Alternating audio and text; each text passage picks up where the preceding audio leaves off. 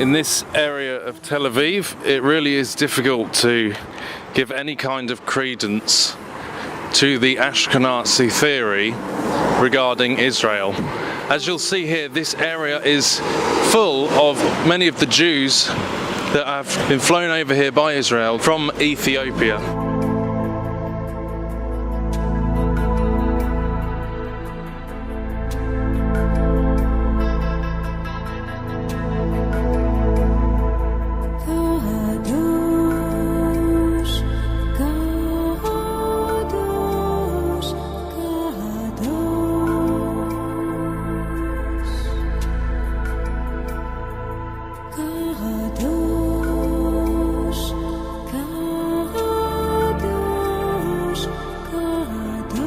Approximately 33 planes left from Israel. Their only course was over the Red Sea, which was very significant. They landed at Addis Ababa, where the communist government was collapsing.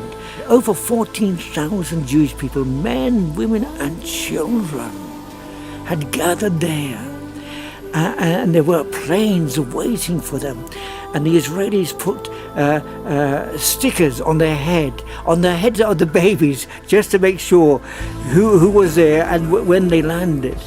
And believe it or not, babies were born in flight on a jumbo jet across the Red Sea. Wow. When they landed in Israel.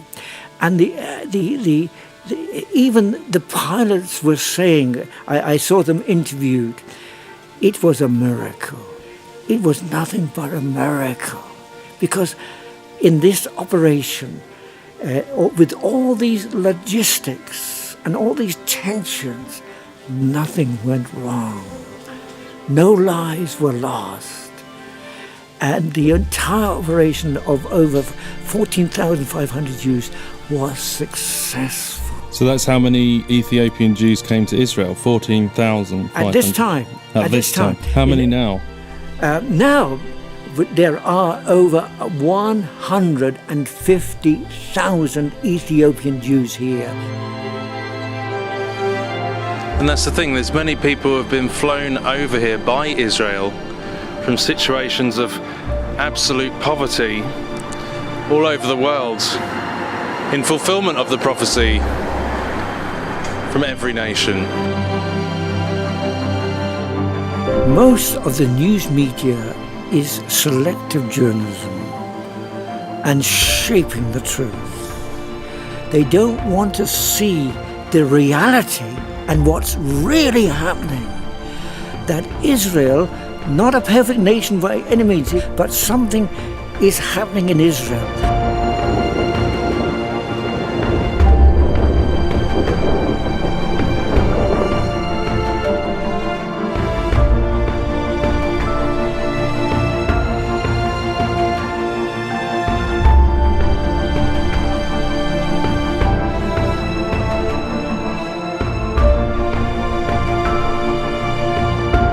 So I'm here today to show you inside this messianic Jewish event, believers in Jesus, Yeshua, to show you the real reality here against the lies of the truth, so-called alternate truth movement and liberal media, to show you just one example of a community of Ethiopian Jewish believers in Jesus. This should dispel some of these ridiculous lies surrounding Israel. Brought over in planes from Ethiopia, Israel lifted them out of poverty. Thank you. Thank you. And I will bring them out from the people and gather them from the countries, and will bring them to their own land and feed them upon the mountains of Israel by the rivers, and in all the inhabited places of the country. I will feed them in a good pasture, and upon the high mountains of Israel shall their fold be. There shall they lie in a good fold, and in a fat pasture shall they feed upon the mountains of Israel.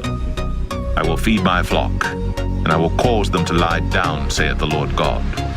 I will seek that which was lost, and bring again that which was driven away. and will bind up that which was broken, and will strengthen that which was sick. It was a great sermon against replacement theology. So we might want to think twice when we speak against the current land of Israel. It's a very different picture here to how we're told in the media. There's so much happening which the news media, because of bias, ignores and tries to shape a different point of view.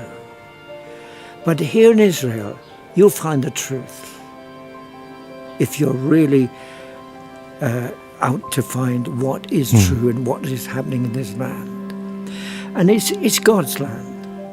Israel, actually, it says in the scriptures, the land of Israel actually doesn't belong to the Jews, it belongs to God. And it's God's. Of course, many things are happening here which have to be improved and there needs to be justice, but it's on the way. There is opportunities, there are challenges to make a difference.